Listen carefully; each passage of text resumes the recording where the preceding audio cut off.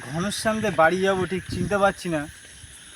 আর রাস্তায় এখন আশপাশে কাউকে দেখতেও পাচ্ছে, যেটাকে আমি জিজ্ঞাসা করবো একটু।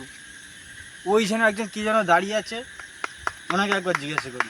ও দাদা, ও দাদা, ও দাদা, শুনুন শুনুন শুনুন শুনুন শুনুন, বলছি ঘনশ্যামদের বাড়ি যাবো কোথায়? আমি তো ঠিক চিনতে পারছি না, নতুন এসেছি, ঘনশ্যামদের বাড়ি যাবো।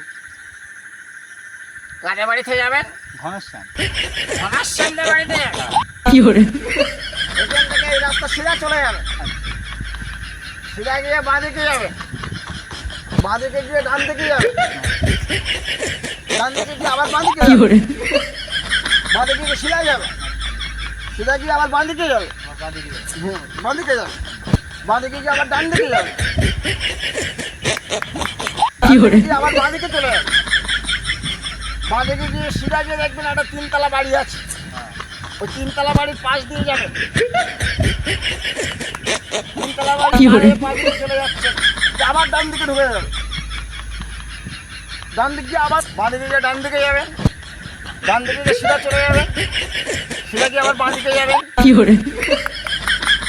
বাঁদিকে গিয়ে ডান দিকে যাবেন, ডান দিকে গিয়ে বাঁদিকে চলে যাবেন, আবার একটু যাবেন সিধা, সিধা গিয়ে দেখবেন বাঁ হাতের রাস্তা ঢুকে গেছে, ওই বাঁদিকে ঢুকে যাচ্ছেন, বাঁদিকে যাবেন। ঠিক আছে দাদা, দাদা থাক, আর বলতে হবে না, আমি বুঝে গেছি। ঠিক আছে, আমি যেতে পারবো, ঠিক আছে, আর অসুবিধা নেই, আমি বুঝে গেছি।